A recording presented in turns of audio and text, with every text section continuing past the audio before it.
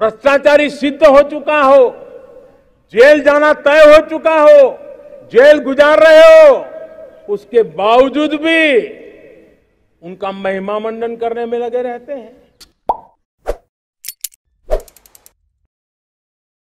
नमस्कार बंधुरा, आपनारा देखছেন পারফেক্ট পলিটিক্স, সাদা বাংলায় রাজনীতির কথা। স্বাধীনতা দিবস উদযাপন উপলক্ষে প্রধানমন্ত্রী নরেন্দ্র মোদী এদিন লালকেল্লা থেকে কি বলেন সেদিকে কিন্তু সারা দেশেরই নজর ছিল। এদিন প্রধানমন্ত্রী নরেন্দ্র মোদী লালকেল্লা থেকে অনেক কথাই বলেছেন। দেশকে কি করে উন্নয়নের পথে এগিয়ে নিয়ে যেতে হবে, দেশকে কি করে উন্নয়নশীল দেশ থেকে উন্নত দেশে পরিণত করা যাবে, সেসব বিষয়ে কিন্তু প্রধানমন্ত্রী নরেন্দ্র মোদী এদিন মন খোলা কথাবার্তা বলেছেন। এবং এই যে প্রধানমন্ত্রী নরেন্দ্র মোদীর মনের কথা, সেই মনের কথা কিছুটা দেশের রাজনৈতিক পরিস্থিতিকেও ছুঁয়ে গেছে। আশ্চর্যের বিষয় হলো যে একদিন আগেই আমাদের মুখ্যমন্ত্রী মানে তৃণমূল নেত্রী মমতা বন্দ্যোপাধ্যায় যেটা বলেছিলেন যে যদি একজন কেষ্টকে গ্রেফতার করা হয় তাহলে কিন্তু লক্ষ লক্ষ কেষ্ট তৈরি হবে।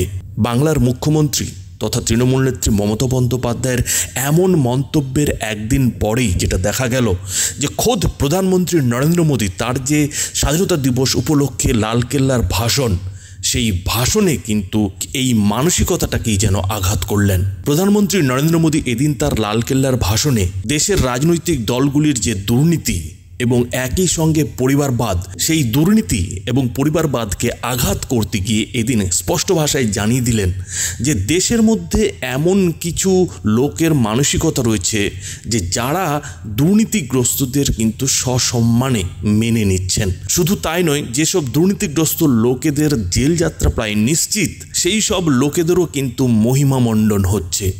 অর্থাৎ প্রধানমন্ত্রী নরেন্দ্র মোদীর এই যে ভাষণ, সেই ভাষণে কিন্তু কোথাও না কোথাও যেন একটা আমাদের রাজ্যের যে পরিস্থিতি, আমাদের রাজ্যের শাসক দলের যে পরিস্থিতি, সেই পরিস্থিতির কিন্তু সমালোচনার সুর লক্ষ্য করা গেছে।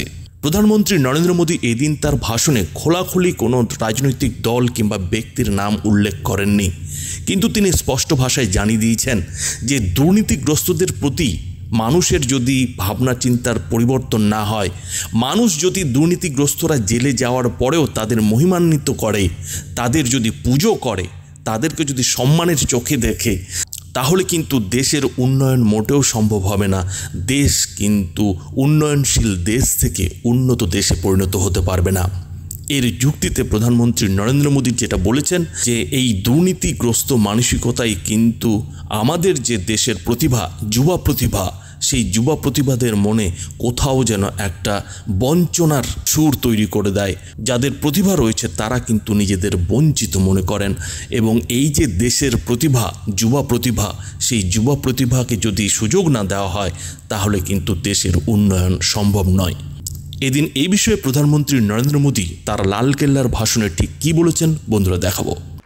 ये चिंता का विषय है कि आज देश में भ्रष्टाचार के प्रति नफरत तो दिखती है, व्यक्त भी होती है, लेकिन कभी कभी भ्रष्टाचारियों के प्रति उदारता बरती जाती है। किसी भी देश में ये शोभा नहीं देगा। और कई लोग तो इतनी बेशर्मी तक चले जाते हैं कि कोर्ट में सजा हो चुकी हो, भ्रष्टाचारी सिद्ध हो चुका हो, जेल जाना तय हो चुका हो, जेल गुजार रहे हो, उसके बावजूद भी उनका महिमा मंडन करने में लगे रहते हैं, उनकी शान शौकत में लगे रहते हैं, उनकी प्रतिष्ठा बनाने में लगे रहते हैं। अगर जब तक समाज में गंदगी के प्रति नफरत नहीं होती है, स्वच्छता की चेतना जगती नहीं है। जब तक भ्रष्टाचार और भ्रष्टाचारी के प्रति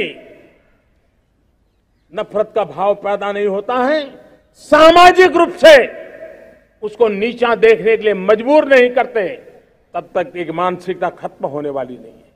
और इसलिए भ्रष्टाचार के प्रति भी और भ्रष्टाचारियों के प्रति भी हमें बहुत जागरूक होने की जरूरत है। दूसरी एक चर्चा मैं करना चाहता हूं, भाई भतीजावाद। और जब मैं भाई भतीजावाद, परिवारवाद की बात करता हूं तो लोगों को लगता है मैं सिर्फ राजनीतिक क्षेत्र की बात करता हूं। जी नहीं, दुर्भाग्य से राजनीतिक क्षेत्र की उस बुराई ने हिंदुस्तान की हर संस्थाओं में परिवारवाद को पोषित कर दिया है। परिवारवाद हमारी अनेक संस्थाओं को अपने में लपेटे हुए है और उसके कारण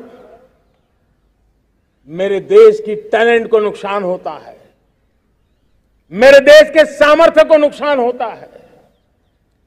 जिनके पास अवसर की संभावनाएं हैं वो परिवारवाद, भाई भतीजे के बाद बाहर रह जाता है। भ्रष्टाचार का भी कारण ये भी एक बन जाता है ताकि उसका कोई भाई भतीजे के कार्य आसरा नहीं है तो लगता है चलो भाई कहीं से खरीद करके जगह बना लूं। इस परिवारवाद से, भाई भतीजावाद से हमें हर संस्थाओं में एक नफरत पैदा करनी पड़ी होगी, जागरूकता पैदा करनी होगी, तब हम हमारी संस्थाओं को बचा पाएंगे। संस्थाओं के उज्जवल भविष्य के लिए बहुत आवश्यक है। उसी प्रकार से राजनीति में भी परिवारवाद ने देश के सामर्थ्य को सबसे सारा अन्याय किया है। परिवारवादी राजनीति परिवार की भलाई के लिए होती है, उसको देश की भलाई से कोई लेना देना नहीं होता है। और इसलिए लाल किले की प्राचीर से तिरंगे झंडे के आन बान शान के नीचे भारत के संविधान का स्मरण करते हुए मैं देशवासियों को खुले मन से कहना चाहता हूं, आइए हिंदुस्तान के राजनीति के शुद्धिकरण के लिए भी, हिंदुस्तान की सभी संस्थाओं के शुद्धिकरण के लिए भी हमें देश को इस परिवारवादी मानसिकता से मुक्ति दिला करके योग्यता के आधार पर देश को आगे ले जाने की ओर बढ़ना होगा। यह अनिवार्यता है, वरना हर किसी का मन कुंठित रहता है कि मैं उसके लिए योग्य था, मुझे नहीं मिला क्योंकि मेरा कोई चाचा, मामा, पिता, दादा, दादी, नाना, नानी कोई वहां थे नहीं। ये मनस्थिति किसी भी देश के लिए अच्छी नहीं। मेरे देश के नौजवानों, मैं आपके उज्जवल भविष्य के लिए, आपके सपनों के लिए, मैं भाई भतीजावाद के खिलाफ लड़ाई में आपका साथ चाहता हूं। परिवारवादी राजनीति के खिलाफ लड़ाई में मैं आपका साथ चाहता हूं।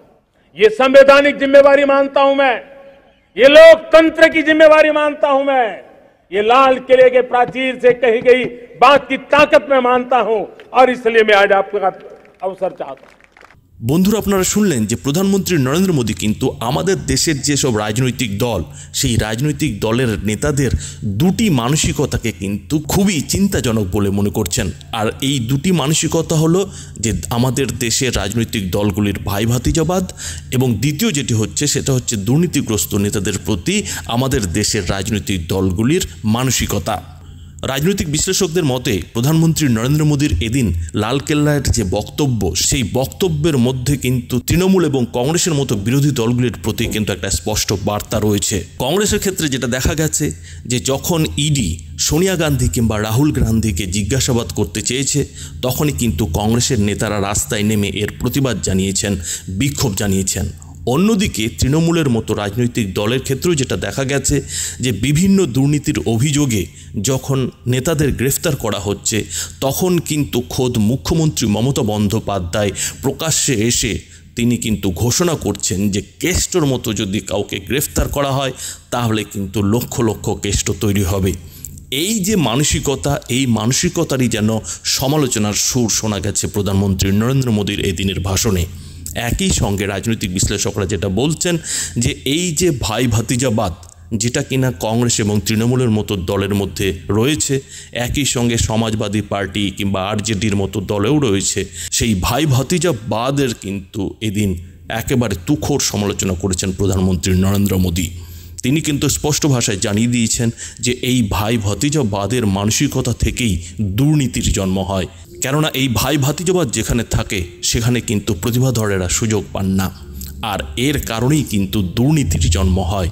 অর্থাৎ রাজনৈতিক বিশ্লেষকদের মতে প্রধানমন্ত্রী নরেন্দ্র মোদী এদিন লালকেল্লায় যে ভাষণ দিয়েছেন সেই ভাষণে যেমন ভারতের উন্নয়নশীল দেশ থেকে উন্নত দেশের স্বপ্নের কথা বলেছেন, যেমন তিনি এর জন্য পাঁচটি শপথের কথা বলেছেন, একই সঙ্গে কিন্তু তিনি সাবধান করে দিয়েছেন, বিশেষ করে জনগণকে তিনি সাবধান করতে চেয়েছেন, দেশের যুবা সম্প্রদায়কে সাবধান করতে চেয়েছেন যে এই যে ভাই ভতিজাবাদ এবং বেশ কিছু রাজনৈতিক দলের মধ্যে দুর্নীতিগ্রস্তদের প্রতি সহানুভূতি, এইটা থেকে কিন্তু সাবধান থাকতে হবে।